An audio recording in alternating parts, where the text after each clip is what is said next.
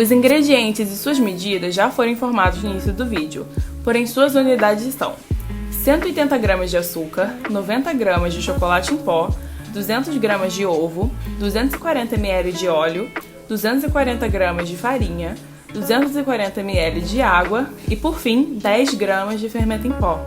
Oi, eu sou Alexandre e eu tô aqui para falar sobre os aspectos químicos. Então vamos lá com a primeira pergunta. O bolo, depois de assado, altera sua cor e cheiro? Por quê? Bom, sim, ele altera a cor e cheiro, mas isso só acontece por conta da reação de Maillard, que é uma reação química entre um aminoácido ou proteína e um carboidrato redutor, né? E a partir disso, você tem ali o sabor, o odor e a cor dos alimentos, né? E esse aspecto douradinho que os alimentos têm depois de serem assados, né, é tudo resultado da reação de Maillard. Indique a reação química no processo de fermentação e que substância é produzida nesse processo. Bom, a fermentação é um processo químico com ausência de gás oxigênio, o O2, né, no qual os fungos e as bactérias realizam transformações de matéria orgânica em outros produtos de energia. Essa é a forma que eles encontram de produzir a energia para o desempenho de suas funções biológicas, né? Na fabricação de bolos é usado o fermento químico. Esse fermento depende apenas da alta temperatura para reagir, por isso ele age muito mais rápido do que o fermento biológico, né? Sendo assim, quando colocado para assar, o bolo cresce, pois o bicarbonato de sódio contido no fermento sofre uma reação química que produz o gás carbônico. Esse gás fica preso naqueles pequenos furinhos que a gente vê nas massas, fazendo ela expandir de tamanho.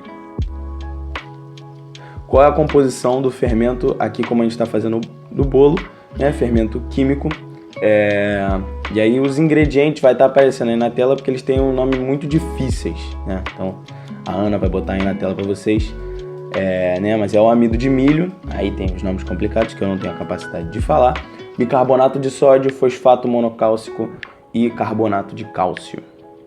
Quarta e última pergunta dos aspectos físicos: por que com o aquecimento da massa ela se transforma em bolo, né, no nosso caso? Bom, por causa da liberação do gás carbônico que ocorre quando o fermento é aquecido a uma temperatura de 50 a 60 graus Celsius e entra em contato com a umidade da massa.